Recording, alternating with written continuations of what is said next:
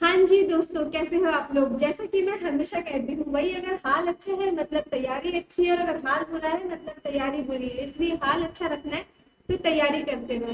तो आज हम लोग करने वाले हैं आइटम्स ऑफ फाइनेंशियल स्टेटमेंट का ऑडिट। ये है आपका chapter number 5 of IPCC audit.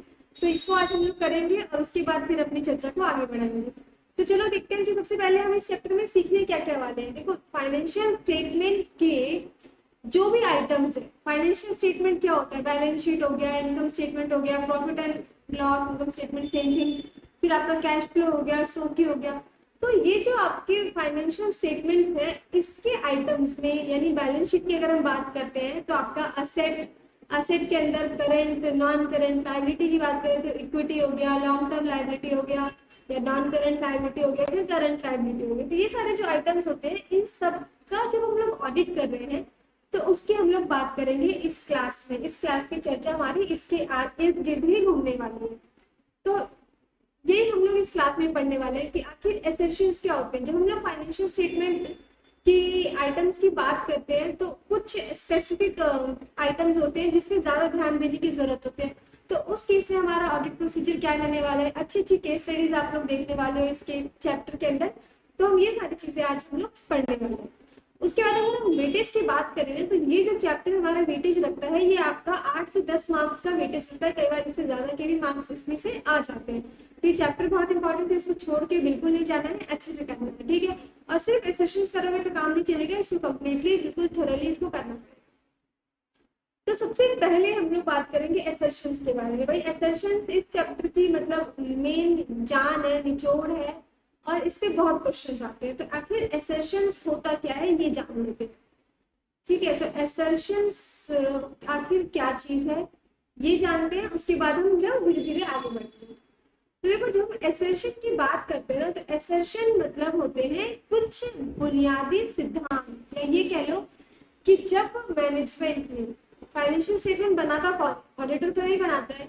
मतलब एक मिड साइज या स्मॉल फर्म को इग्नोर मारते हुए अगर हम बात करें तो फाइनेंशियल स्टेटमेंट कौन बनाता है, फाइनेंशियल स्टेटमेंट बनाती है कंपनी। कंपनी में कौन बनाएगा, उसके मैनेजमेंट में जो है सीएफओ है, वो सब बनाते हैं फाइनेंशियल स्टेटमेंट। तो जब कोई फाइनेंशियल स्टेटमेंट बना रहा है तो वो किन किन बातों को एक बेस लेके चलता है, क्या क्या चीजें एज्यूम करके चलता है कि हाँ ये तो है, उसे हम कहते हैं एसर्शंस। तो एसर्शंस क्या होगा, एसर्शंस एक बुनियादी सिद्धांत होता है अगर हिंदी हिंदी में बोले तो, जिसके बेसिस पे क्या होता है, फाइनेंशियल स्टेटमेंट्स बनाए जाते हैं। On the basis of which, on the basis of which financial statement is prepared, इसे हम कहते हैं एसर्शंस। अब अगर एसर्शंस की हम बात कर रहे हैं ना, तो एसर्शंस दो तरह के होते हैं। एक होता है इनकम स्टेटमेंट के लिए, और दूसरा होता है बैलेंस शीट आइटम्स के लिए। देखो ऑलमोस्ट सेम है दोनों में, लेकिन कुछ कुछ चीजें एक्स्ट्रा चेंजेस भी हैं। तो ये दोनों के लिए अलग अलग एसर्शंस हैं। इन दोनों के एसर्शंस को हम लोग क्या करेंगे, आज पढ़ेंगे। और अपना एक स्टैंडर्ड एग्जांपल लेके चलेंगे जो कि हम हमेशा लेके चलते हैं, उसके बेसिस पे मैं ये चीजें आपको समझाने वाली हूँ। तो जैसे पहले हम लोग देखें कि बैलेंस शीट में जो भी आइटम्स होते हैं उसके केस में कौन कौन से एसर्शंस यूज होते हैं। मतलब बैलेंस शीट को बनाते वक्त मैनेजमेंट ने किन चीजों को ध्यान में रखा होगा, या किन चीजों को एज्यूम किया होगा कि भैया ये तो है ही, बुनियादी सिद्धांत है, वो तो होंगे ही बनाते वक्त। तो वो चीजों की आज हम लोग बात करें। तो सबसे पहला हमारे पास क्या है, एग्जिस्टेंस। एग्जिस्टेंस का मतलब क्या हुआ, एग्जिस्टेंस का मतलब हुआ कि ये चीजें एग्जिस्ट करती हैं एक्चुअल में। जैसे आप और मैं इस धरती पर एग्जिस्ट करते हैं ना, वैसे ही बैलेंस शीट में ये असेट एग्जिस्ट करता है, मतलब एक्चुअल में वो असेट हमारे पास पड़ा हुआ है। एग्जाम्पल लेके चलते हैं, हमारा एक हमारी कंपनी है आलिया एंड कंपनी, ठीक। अब आलिया एंड कंपनी नई नई इनकॉर्पोरेट हुई है। अब जब नई नई इनकॉर्पोरेट हुई है, इसके पास इसने ज्यादा सेल परचेज कुछ करा ही नहीं, सेल परचेज कुछ नहीं करा। अब बैलेंस शीट में क्या चीजें अच्छी होती है, अगर हम कोई इन्वेस्टर के पॉइंट ऑफ व्यू से देखे, इन्वेस्टर जब बैलेंस शीट को देखेगा ना तो वो क्या सोचेगा कि भैया ये चीजें अच्छी है। अगर उसको असेट्स नजर आ रहे हैं, अच्छे अच्छे असेट्स नजर आ रहे हैं, लॉन्ग टर्म असेट्स नजर आ रहे हैं, तो उसको समझ में आएगा नहीं भाई ये चीज कंपनी में अच्छी चीज है। तो आलिया एंड कंपनी को लग रहा है कि भैया उसको बैलेंस शीट को ना प्रेजेंटेबल बनाना है, उसको ऐसा दिखाना है कि इन्वेस्टर खुश हो जाए कि भैया क्या कंपनी है। तो वो क्या करेगी, वो सोच रही है ना कि भैया मेरे पास लॉन्ग टर्म असेट्स तो नहीं है, लेकिन मैं क्या करती हूँ, बड़ी बड़ी मशीनरीज ना 50 लाख की मशीनरीज में बैलेंस शीट में दिखा देती हूँ। एक्चुअल में वो है ही नहीं, जब आप उस कंपनी में जाओगे आपको कहीं वो चीज नजर नहीं आने वाली, लेकिन बैलेंस शीट में एग्जिस्ट कर रही है। तो यहाँ पे क्या हो जाएगा, एक्सिस्टेंस जो असर्शन है उसका, बेसिकली एग्जिस्टेंस का हम लोग क्या कर रहे हैं, वायलेशन कर रहे हैं यहाँ पे।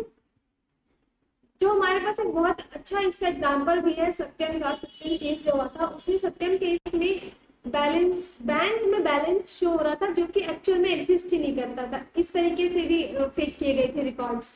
तो सेम चीजें यहाँ पर है कि उसने क्या किया, एसेट्स दिखा दिए लेकिन एक्चुअल में वो एसेट्स एग्जिस्ट नहीं करता। तो यहाँ पे इसका क्या हो गया, वायलेशन हो गया। तो जो चीजें एक्चुअल में कंपनी के बैलेंस शीट में है, कंपनी के पास है, एक्चुअल में अगर कंपनी के पास 5,000 का कैश पड़ा है तो 5,000 रुपए ही बैलेंस शीट में शो होना चाहिए, ये हम मान के चलते हैं। यानी एज एन ऑडिटर अगर मेरे पास बैलेंस शीट आती है उसमें लिखा हुआ है मशीनरी है कितने का, 50 लाख का, तो मैं एज्यूम करूंगी कि कंपनी के पास एक्चुअल में 50 लाख की मशीनरी है। ठीक, सेम हो गया कंप्लीटनेस। कंप्लीटनेस क्या बताता है, कंप्लीट है इंफॉर्मेशन। मान लेते हैं जैसे कि आलिया एंड कंपनी थी, अब इनके पहला साल था, एक्सपेंसेस बहुत सारे हो गए, ठीक है, एक्सपेंसेस हो गए 100 नहीं 1 लाख के एक्सपेंसेस हो गए। अब प्रॉफिट इनकम कितने का हुआ, इनकम हुआ है 50,000 रुपीज का। तो जो कंपनी का अकाउंटेंट है ना, मतलब जो कि सीए नहीं है तभी वो ऐसी हरकतें कर रहा है, तो उसने क्या किया, उसने सोचा कि भैया 50,000 का मैं लॉस दिखाऊंगा तो अच्छा नहीं लगेगा कंपनी में, तो एक काम करता हूँ, जो ईयर एंड के पास में कुछ खर्चे हुए हैं, ऐसे खर्चे जो कि मान के चलो कि 75,000 के खर्चे लास्ट में हुए, 75K के, उसको उसने हटा दिया और सिर्फ 25K का एक्सपेंस दिखाया। अब इससे क्या हुआ, 25K का एक्सपेंस दिखाते ही 25K का प्रॉफिट शो होने लग गया। तो अब उसको लग रहा है कि नहीं फिर अब बढ़िया दिखती है कंपनी की बैलेंस शीट। तो उसने क्या किया, उसने बोला कि चलो कुछ एक्सपेंसेस को हटा देते हैं। देखो ये मैंने एक्सपेंसेस का एग्जांपल लिया जो कि इस केस में फिट बैठेगा, इसमें आप कुछ और एग्जांपल ले सकते हैं कि एक्सपेंस की जगह, एक्सपेंस तो किया लेकिन किसने किया, कोई चीज खरीदी है या कोई लाइबिलिटी है, वो एग्जांपल ले। तो उस केस में क्या हुआ, हम यहाँ पे पूरी चीजें नहीं दिखाई, तो कंप्लीट इंफॉर्मेशन नहीं शो किया, इसका क्या हो गया, वायलेशन हो गया। तो जब बैलेंस शीट आएगी ऑडिटर के पास और उसमें दिखेगा कि 25K का क्या है, एक्सपेंस है, या 25 लाइबिलिटी ले लो, इसको लाइबिलिटी है 25K की। तो अब मेरे को लग रहा है कि 25K जो है वो कंप्लीट है, यानी ऐसा कुछ नहीं है कि कुछ अभी छुपा हुआ है या कोई चीजें डिस्क्लोज नहीं की है, ऐसा नहीं है। तो ये मैं एज्यूम करके चल रही हूँ, इसको कहते हैं कंप्लीटनेस।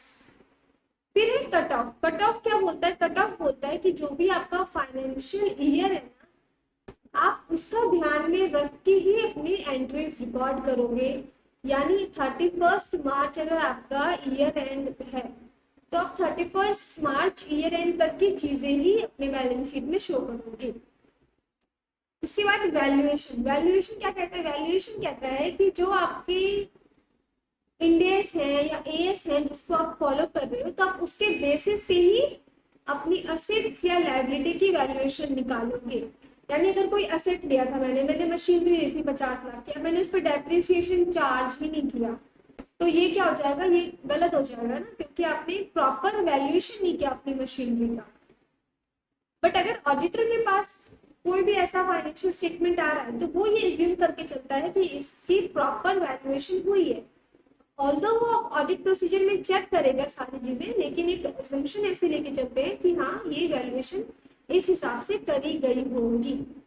सेम है for right and obligation. Right and obligation क्या कहता है? राइट एंड ऑब्लिगेशन कहता है कि जो भी असेट या जो भी लायबिलिटी कंपनी की बैलेंस शीट में शो हो रही है, कंपनी का उस पे क्या है?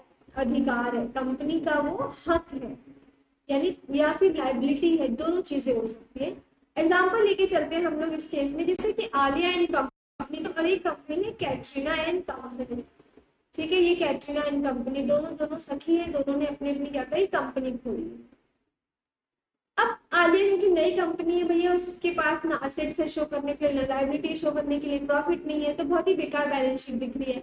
अब कैटरीना ने बोला कि एक काम कर, तू मेरे से ले ले मशीन, तू मेरे से एक मशीन ले ले 1 लाख रुपए की और अपने बैलेंस शीट में शो कर दे। अब यहाँ पे अगर आलिया ने ये मशीन भी अपने बैलेंस शीट में शो कर भी दी, तो क्या उसका उस पर अधिकार है? क्या उसका वो राइट है? नहीं है ना।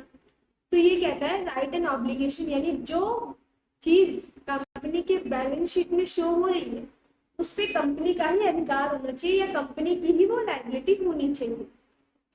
उसके बाद लास्ट है आपका presentation and disclosure. Presentation and disclosure बात करता है कि आपने सारी चीजें प्रॉपरली प्रेजेंट करी है, प्रॉपरली डिस्क्लोज करी है, कोई ऐसी चीज नहीं है जो छुपी हुई है, या कोई ऐसी चीज नहीं है जो कि गलत दिखाई हुई है।